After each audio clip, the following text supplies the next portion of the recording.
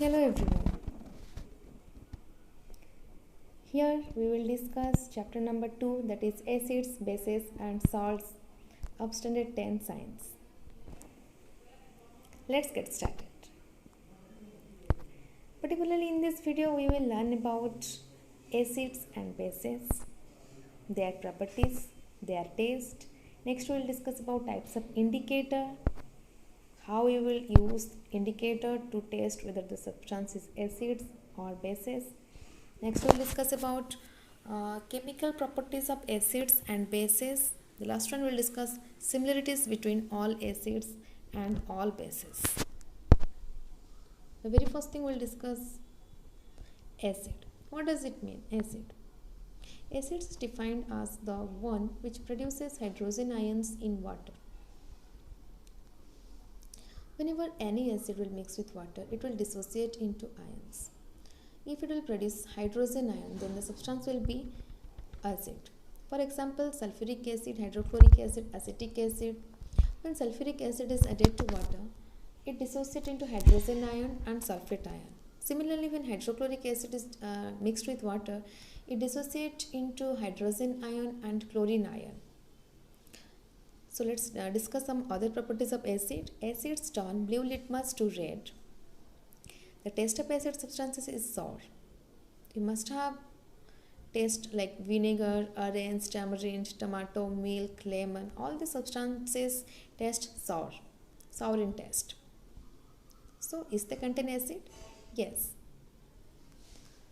they contain acid.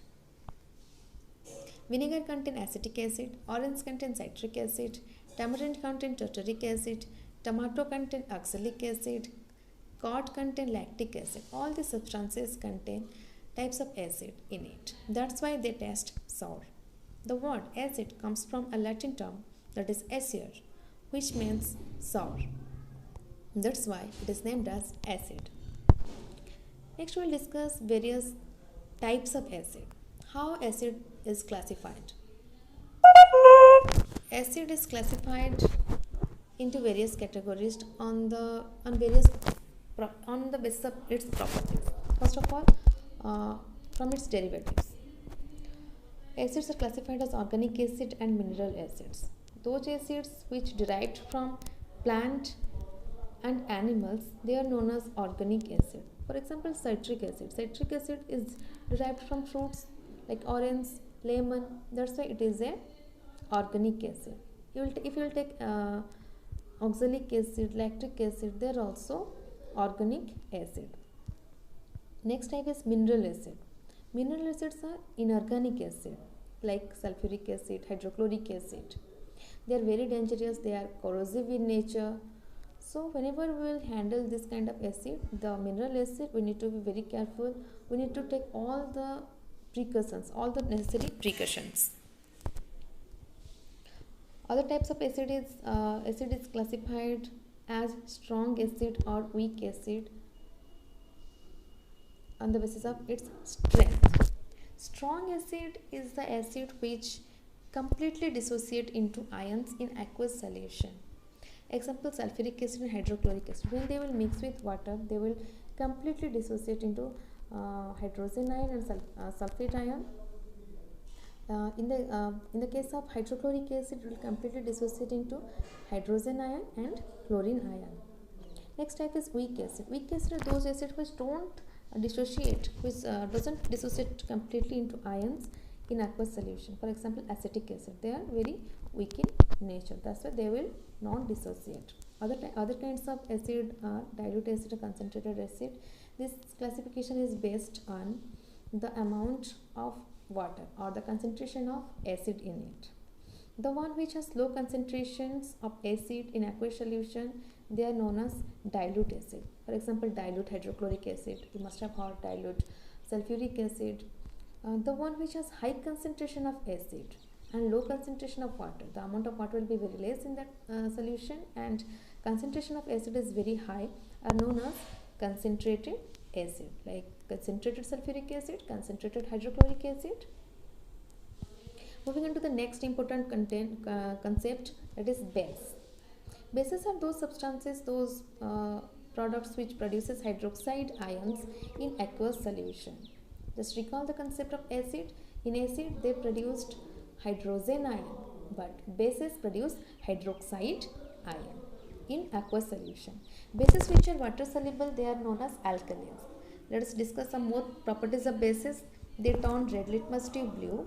If you will dip blue litmus in bases, it will not change its color. Okay. If you will dip a red litmus to a basic solution, it will change its color to blue, but there will be no change in blue litmus paper. They are very soapy to touch. If you touch the basic substances, they are soapy in nature. Bases are found in various substances like bleach, ammonia, washing powder, and soap. Soap contains sodium hydroxide or potassium hydroxide. So these are the substances which have bases. So next is classification of bases. Like acids, bases are also classified on their strength. Some are strong bases, some are called as weak bases. So strong bases are those bases which dissociate completely into ions in aqueous solution. For example, sodium hydroxide. If we take sodium hydroxide and sodium hydroxide is mixed with water, so it will completely dissociate into sodium ion and hydroxide ion.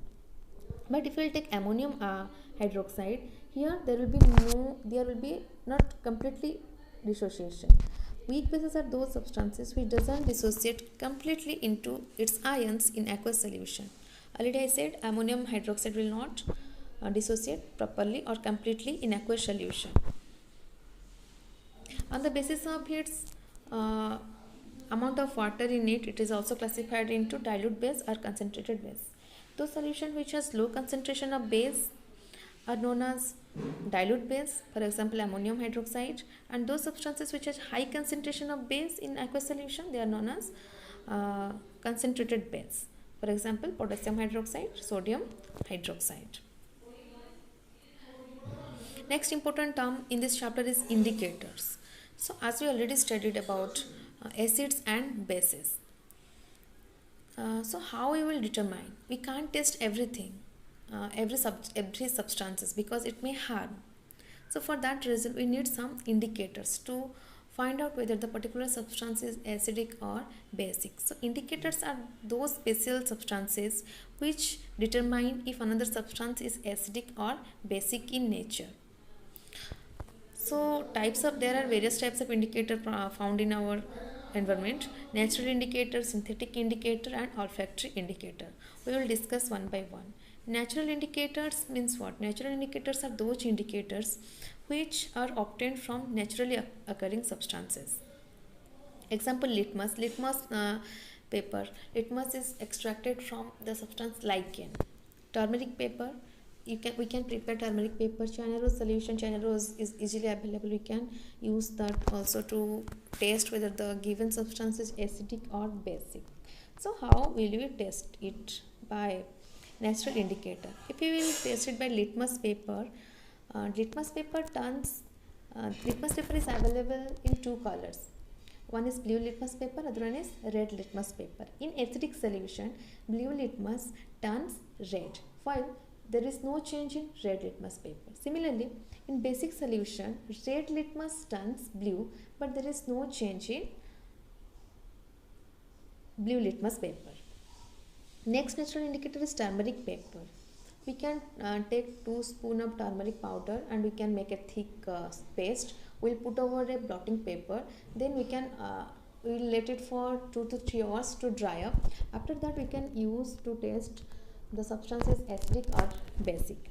In acidic substances, there will be no change, but in basic substances, the yellow color of the turmeric paper will turn to red. Isn't it very interesting? By this, we can find out whether the substance is acidic or basic.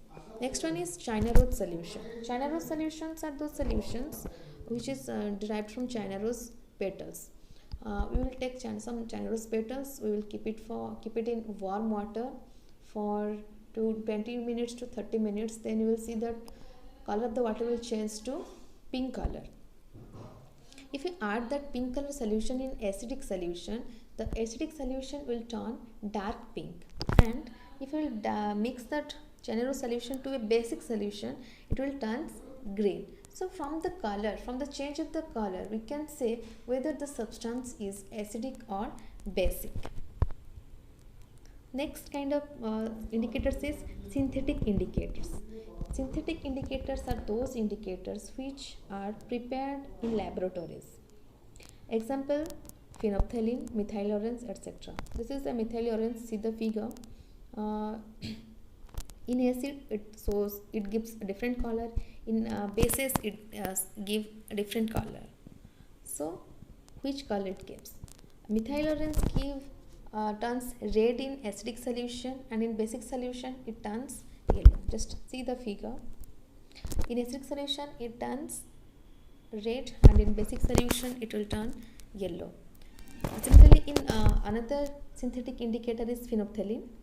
Phenolphthalein color in acidic solution is colorless, and in basic solution it gives pink color. Next kind of indicator is next types, olfactory indicators. Olfactory means what? Odor. So olfactory indicators are those indicators whose odor changes in acidic or basic media are called olfactory indicators. It will change its color in acidic medium, it will change its color in basic medium. So from the change of the color, we can find out whether the substance is acidic or basic. For example, we can use clove oil, vanilla essence, onion. These are the very basic things which is easily available in our home. Using this thing, we can find out whether the given substance is acidic or basic. So how we will test? See, onion. So for onion, how we will test it? Take some finely chopped onions in a plastic bag. Next, along with some strips of clean clothes, tie the bag tightly and leave the overnight in the fridge. So after that cloth strip, just you take out that cloth strip, cut it into 2 pieces. Then in one piece you just add sodium hydroxide, because sodium hydroxide is a basic. In other pieces you add hydrochloric acid. You will see that in acid it will give a characteristic smell, but in base there will be no smell. So you can do it in your home.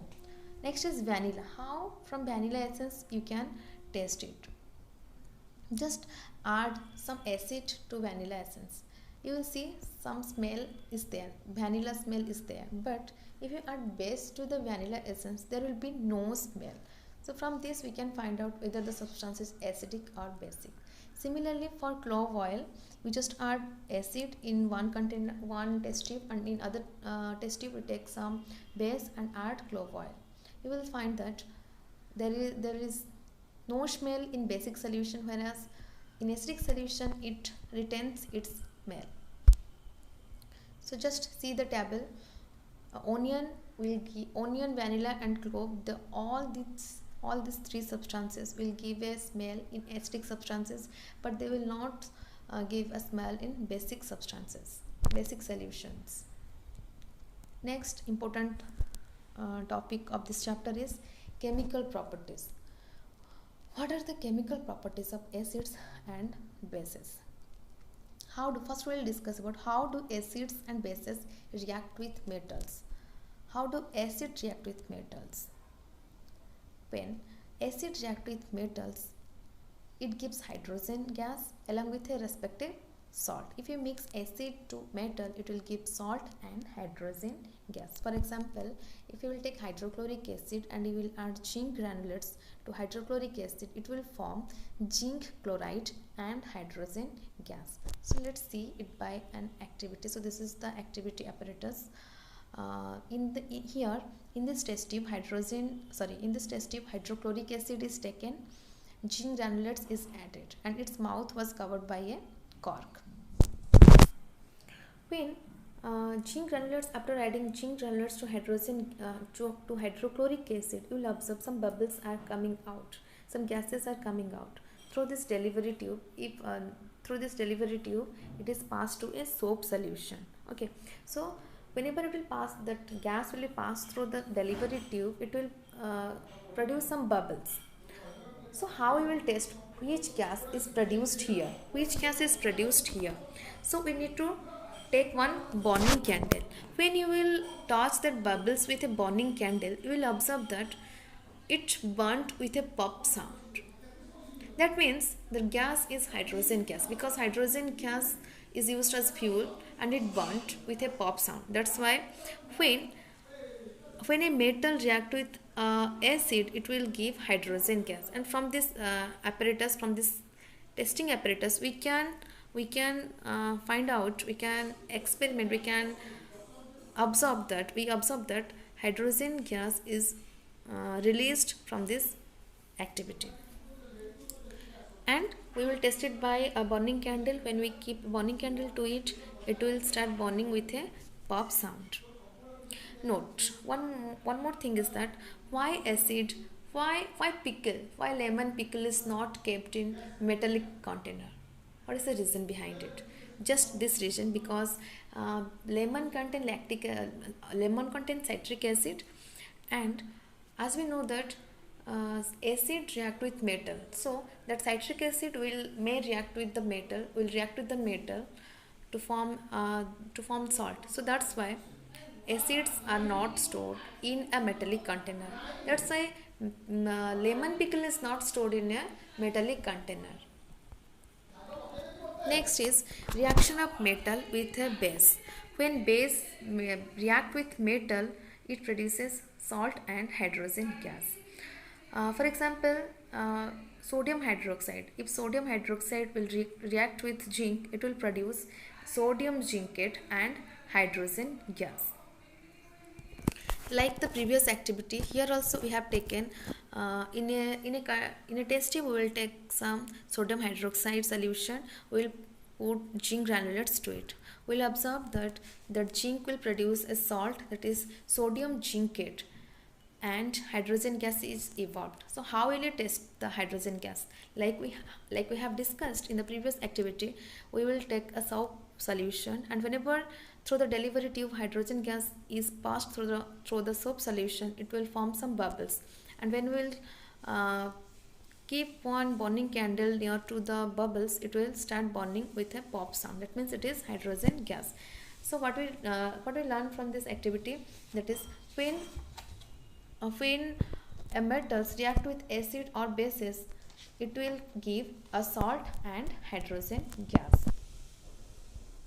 Next is reaction of acid with metal carbonates and metal hydrogen carbonate. So when acid react with metal carbonates or metal hydrogen carbonate, it form salt, carbon dioxide and water. For example, we have taken acid, hydrochloric acid, metal carbonate, that is sodium carbonate we have taken here. So when hydrochloric acid will react with sodium carbonate, it will form sodium chloride and carbon dioxide gas and water. So how will we know this gas is carbon dioxide, whether the produced gas is carbon dioxide or any other gas? So for that reason we need to test it. We'll test it.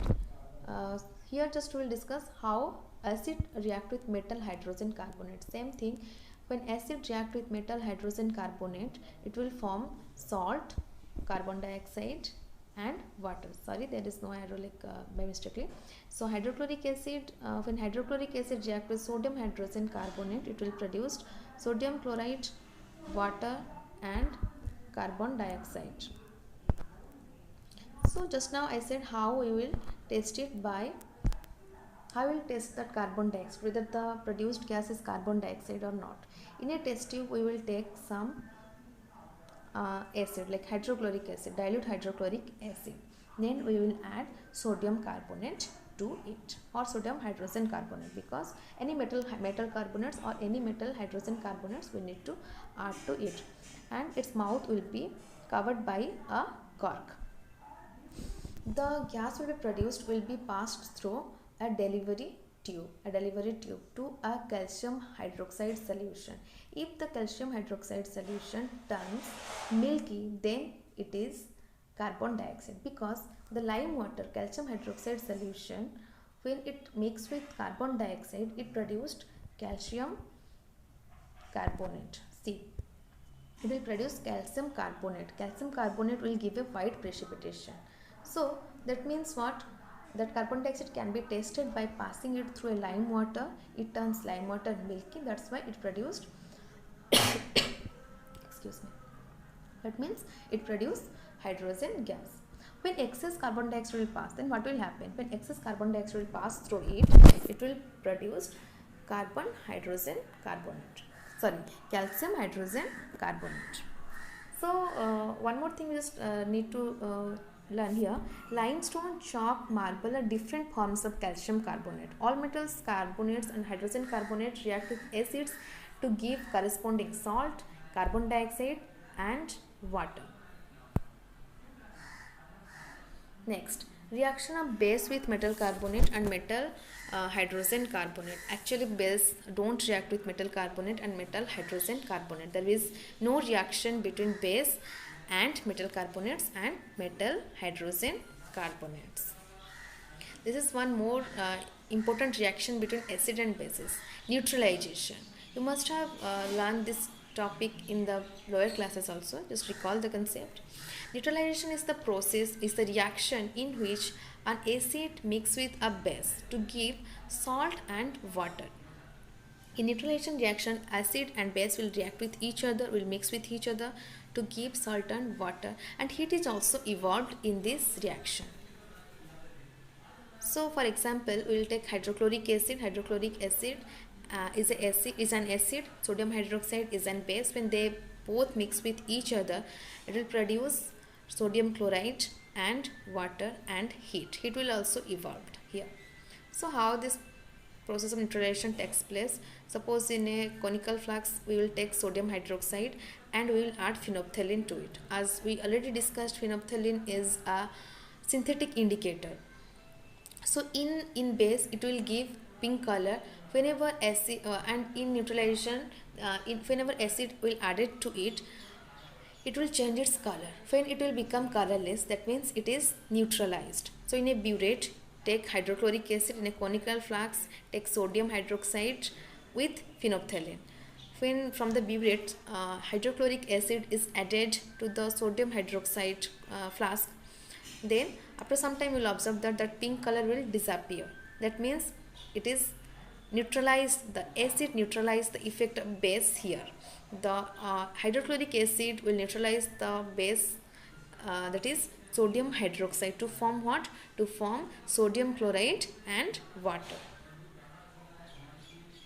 Next reaction of acid with metallic acid. What happens when metallic oxide will react with acid?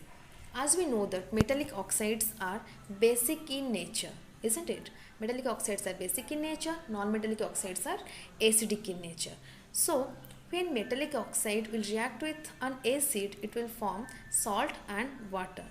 It's just similar to neutralization reaction, because here metallic oxide is a base and it will react with acid. So definitely it will form salt and water. Hydrochloric acid, when combined with copper oxide, it will form copper chloride, which is a salt and water. Next is reaction of non-metallic oxide with a base. As we already know that non-metallic oxides are bases, are basic in nature. So when non-metallic oxide will mix with acid, that means a kind of neutralization reaction takes place. So it will form what? It will form salt and water.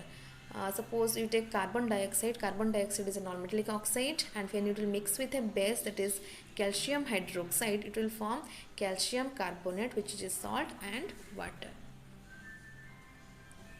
Next important topic of this chapter is the last one, similarity between all acids and all bases. What are the similarities between all acids? First we will discuss. All acids have hydrogen ions in common. All acids produce hydrogen ion.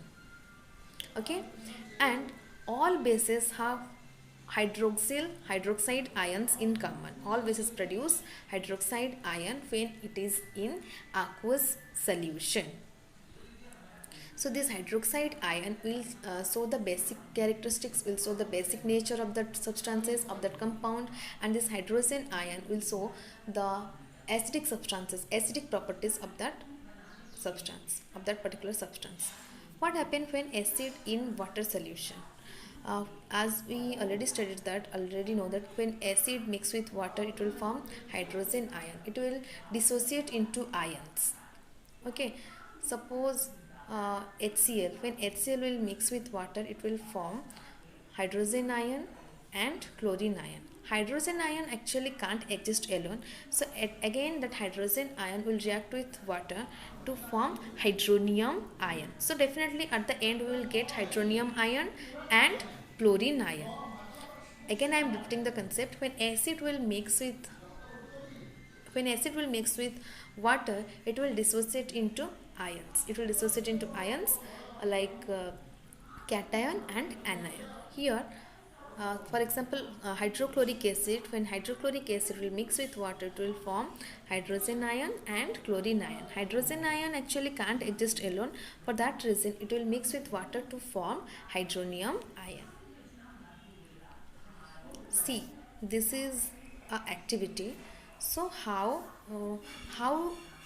as I already said, whenever acid substances whenever acid will mix with water, then it will show its acidic properties. How is it? Just take one test tube. In the test tube, take about 1 gram solid sodium chloride, then add some concentrated sulfuric acid to it. You will observe that some gases are coming out. Which gases are coming out? Hydrogen gas are coming out. So, but to test the gas successfully with dry, whenever sodium chloride will mix with sulfuric acid, it will form what? Sodium sulfate and hydrochloric. Okay, that hydrochloric gas will evolve. That hydrochloric gas will evolve through the delivery tube. If you will keep a dry litmus paper, it will not change its color. If you will take a moist litmus paper, it will turn the moist blue litmus turn red. That means whenever that hydrochloric gas will mix with water, it will form it will dissociate into ions and it will show its acidic characteristics. Next is that while diluting, we need to add acid to water. Why we need to add acid to water? The acid must always be added slowly to water with constant stirring, because actually some heat is evolved here, and that amount of heat will be absorbed by water. If you will add water to the concentrated acid, the heat generated may cause the mixture to splash out and cause burning. Okay, it will be a major it will splash the glass, and because huge amount of heat will be evolved. So whenever we will dilute any acid or bases, we need to add acid and bases to water with a constant stirring. Next is what happens when bases mix with water.